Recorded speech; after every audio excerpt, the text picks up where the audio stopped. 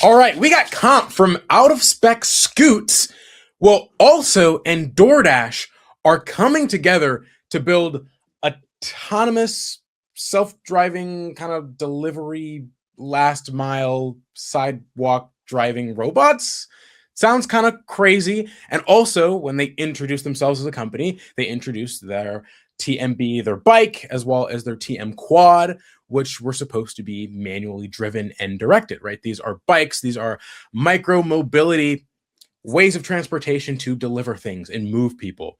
But now we have also going into, well, autonomous delivery with DoorDash. Now, comp from Out of Spec Scoots, I thought this was the perfect time to bring you over here into the bits conversation, because who else to come talk about this last mile micromobility stuff than someone that knows all about e-scooters and e-bikes? For sure. So happy to be here. Thanks for including me, man. It's cool. Everything that I've seen into it seems awesome. A little iffy and a little scary, maybe. On Yeah. who knows how they're going to actually get into things.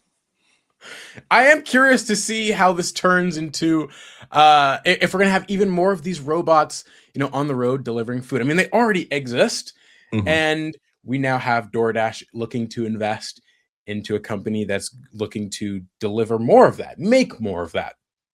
And so I know for some viewers and some people, and even myself, I kind of view this as a meh. Do I want more of these robots on, the sidewalk delivering things, or would I rather have it be a person? There are some pros and cons to each. And of course, also originally, right, founded itself as an e-bike kind of company. And so going into something like this, we know that Rivian is focusing on autonomy. They're expecting to introduce their point-to-point system later this year. We recently got universal hands-free. And so Rivian is focusing on autonomy as a company and bringing that into their micromobility spinoff, having autonomy as well. A lot of people use e-bikes to deliver food, like with DoorDash. And it doesn't seem like they're going to be using these also bikes to do that. It'll seem like it is something that is strictly autonomous, and I don't know what kind of future that brings. I mean, what were you thinking? Well, it looks like they're also even developing their own chips to go into these autonomous vehicles. It's a bold stance on doing something from the ground up, and if it can be done right, it's incredibly impressive, I think. To do things right, well, we've seen plenty of Waymo stuff out there that's on the road. Even anybody riding in a major city is going to tell you how much almost more complicated a bike lane or somewhere on a sidewalk. We've seen the videos of college towns where there's the little white robots with different names Right. on them bumping into each other. And um, I always had a vision years ago of just like, why aren't there just do nothing autonomous robots that just exist almost? And it's almost like we're getting to that point of they serve some purpose, but they're there to exist, like just mechanical things released into the wild and out there. So I'm interested to see how far this goes along, and I do imagine that in time from also we will see what this autonomous little sidewalk robot ends up looking like. And also has done some interesting stuff when it comes to some of their e-bike technology. I'm a novice. I know pretty much nothing about it other than some things, right, like wire, what was it? It's not steer by wire, but there's no like chains. It's not directly linked to the wheel. Can you explain some of that? I don't. well, well, there's plenty of micromobility out there. Micromobility is mostly that last mile solution. Right. You can get things that go 50, 100 miles, but the big market seems to be in the 30 to 40-mile range. And we've been doing a cheap e-bike shootout. They've been at most doing 20 miles. But even today, we went and did a ride around on the coast and everything went well. And the worst one with a 15-mile range still got us to have a fun day. So there are most of them are what they call a hub motor. So it's a brushless motor built into the wheel, and it's it's a cheap, easy way to build a motor that's got plenty of torque and power into something without a chain. A lot of these e-bikes still have the chain because there's different classes to many states have adopted a 3-class system on their regulations. Class 1 being you can only go 20 miles an hour and it's only pedal assist. Or class 2 is you've got a throttle and pedal assist, but still 20 miles per hour. Class 3, you're up to 28 miles per hour, I think, but you're back to only pedal assist. And anybody that's out there riding, it's kind of lame to always be moving your feet. That you get into the gray area of e-moto and that's why I'm kind of at a rock and a hard place of where is the line on what is right in regulations versus safety versus all the things out there. And going back to motor technology, I think the best build and the thing that makes the most sense is a mid-drive system where instead of the motor being in the wheel with a large area where dirt and everything like that can get trapped in there and water, they're not very water resistant units, whereas a mid-drive unit is going to be self-contained right up by where your pedals usually are.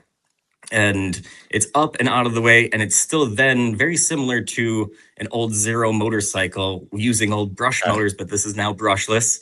But it's then still using a chain drive system, a bit of losses in the chain drive, but you can get a lot more power condensed into that small, quite often waterproof unit. So the technology out there is insane. It's crazy to see how things have come around in the past 10 years. In batteries, motors, and everything. The fact that we were able to get a couple of bikes for a couple $100 and have fun on them is crazy to me. Like thinking back to the old Razor scooters with a lead acid battery and a brushed motor, and it would cost you $800. Like, but still, I had to have a rich friend that had a couple out there to be able to go cruise around the neighborhood. That to me, I reminisce back to those days of, compared to what we have now, it was so rudimentary, but it was still so fun growing up. So incredible what the future is going to hold, and looking at how much money is invested into this ALSO company. And it's interesting that DoorDash is also investing a lot, because it seems like DoorDash already has their own autonomous college town robot. I think it's called Dot, I believe, or something. So like, man, the future is endless. Yeah, it's interesting coming from a car company. And a lot of people are like, this has little to do with EVs, bikes and DoorDash. What is this doing on the Out of Spec Bits channel? But coming from Rivian, an automaker, and all the advancements we see in motor technology and we see in batteries and software, and then bringing that into, something that people ride on the sidewalk or into robots. Now, of course, because there likely isn't going to be a person on whatever this future ALSO autonomous robot is, it likely won't have a lot of the same advancements that we see in kind of e-bike technology that make it easier for the person riding it, because, well, there won't be a rider, but still taking all of the learnings from a vehicle and putting it in a smaller robot. It's going to be interesting to see how that differs from what we see today, right? Like from DoorDash's own robot that they have, or all of those robots that we see on the road delivering food, crashing into poles, and being run over by cars and trains. Yeah. I don't know. I don't DoorDash that much, but I did drive Uber in my Model S for a while. And honestly, it was almost a cool experience. I know some people that it's going to be divided. A lot of people are going to want to be on their own, get into a car. You don't have to talk to anybody. You don't have to do anything. But then you get some people where they get in there and they're like, yeah, this is kind of the highlight of my day. Get to relate with somebody, get to talk. And same thing with this DoorDash partnership on, do you want to just place an order, it arrives at your door, you don't have to see anybody, or do you want to at least think about somebody caring about your food when it comes from somebody that cared to make it? And even thinking we're dealing with the delivery side of things, how long until we get autonomous food making? McDonald's eventually having no employees or something like that, where it just, things get shipped into somewhere, it gets made, it gets on the robot, it gets put to you. So, like, interesting to see what the future is going to hold in these realms. Like, Isaiah, what's your opinion on as far as how much interaction with humans on these sort of day-to-day you need to eat. So do you Right. want to deal with somebody? Like it's also in the cheap market. Like we do like going to restaurants and you're paying an extra premium for that versus I just need a meal, get it to me. Yeah, we're entering this dystopia where, we have, okay, like self-driving cars. Do you want a person driving your car, or would you rather have the car be self-driving where you don't have to deal with a person? Maybe you're someone that likes conversation, but it kind of cuts out this middleman, this person that's fulfilling a job of driving people around the same way of people delivering food, like on DoorDash. It's kind of like this weird dystopia. Do you want your food delivered from a robot, from Also, or do you want someone delivering your food on an Also bike to you? Or do you want them, Mhm. in a Rivian R2 robo taxi, like driving you around? Like there's so many ways to go about this. But we can quickly read through the official like press release from Also's website. So Yeah. Also partners with DoorDash to accelerate autonomous delivery. As part of our mission to create the world's best small EVs, we're thrilled to announce our partnership with DoorDash, together building the future of autonomous delivery. Through a strategic investment in multi-year commercial collaboration, we'll work together to deploy small, purpose-built EVs designed to optimize how goods move in dynamic, population-dense environments. Now, I'll say, reading this, it almost seems like it won't be those. I mean, it could be those smaller like robots, but almost like, I'm not sure if you've seen those videos of like those almost micro car sized Mhm. self-driving like delivery robots that are in like China. I Okay. wonder if that would be something that also is kind of building something larger in size, like four wheels. The intersection of roads and road adjacent spaces, such as bike lanes, shoulders, and curbsides, are the areas that make up the hardest part of the last mile delivery puzzle. They're also where traditional vehicles struggle most and where smaller, more adaptable EVs like those designed by Also have the greatest opportunity to perform. This partnership is focused on unlocking those spaces. Small autonomous EVs are optimal in these environments, said Also co-founder and president Chris Yu. That is also what Also is building from the ground up. Together, Also and DoorDash will focus on accelerating the development and deployment of autonomous delivery systems that operate efficiently and effectively in real world conditions where infrastructure overlaps and precision matters. All of this Bay Area lingo. You get all the big words and Yep. So effectively much. and strong and all of this. Also is building purpose-built EVs that are designed to unlock new ways to meet customers and merchants where they are, said DoorDash co-founder and head of DoorDash Labs, Stanley Tang. We're excited to invest and partner with them as we look to scale autonomous delivery. And this was part of Also getting more investment from more venture capital firms and as well as DoorDash to help kind of expand Also. And it's now worth like $1 billion now. But from the surface, reading this, how do you envision this like I machine?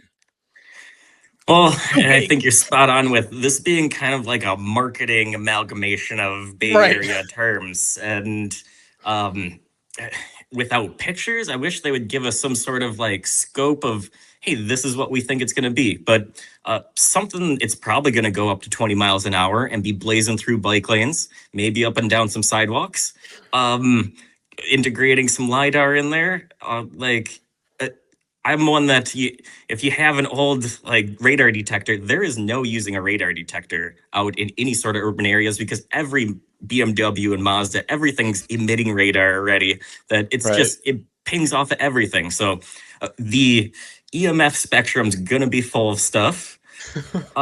Basically, it's so I love driving a 5-speed manual or 6-speed manual, having a good, like, just something that's tactile. That's why my old Model S doesn't even have any driver assists. And hopefully I hopefully I never break myself in getting something with full self-driving or something like that. Like Don't do I it. want to be responsible for what I'm doing. So I'm kind of the devil's advocate on that.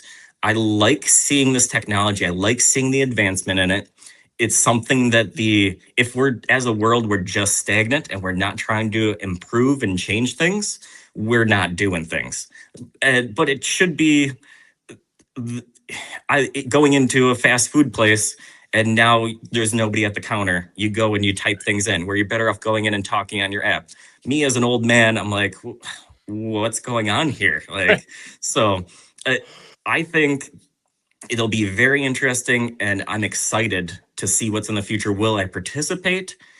Who knows? I doubt it. It's doubtful, but I'm not the target audience for a lot of these things. That my generation, like I had jobs where I worked on telephone poles doing landlines. So I'm that old school and just still holding in soul the old analog of everything, but analog's dead. We're in the digital realm. Either you're Yeah. going to assimilate or you're just going to be passed by, go out in the woods and enjoy your life. Those are your options. So if they do it right, which Rivian as a company, they put care into stuff. It's not just slap something together and out of spec. Kyle complains about stuff, but that's nitpicking. Like, it's a good product.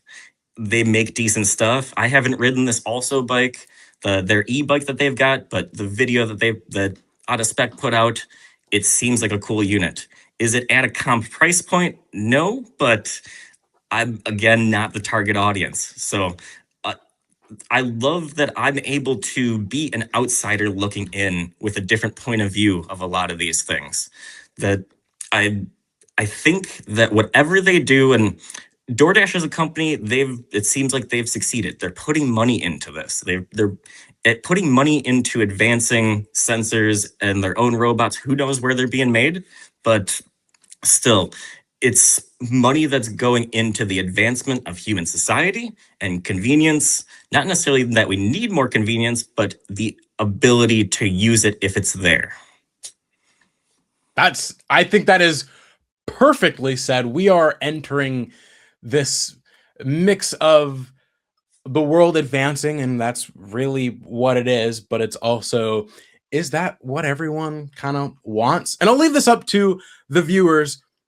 How do you see this going? Because it isn't just a conversation around ALSO and DoorDash, and that's what the video is about, but also a future where we have a lot of these autonomous robots. But I imagine when Out of Spec does get an ALSO bike, we will be seeing a lot of that content on the Out of Spec Scoots channel, right? Oh, for sure. Imagine so? Okay.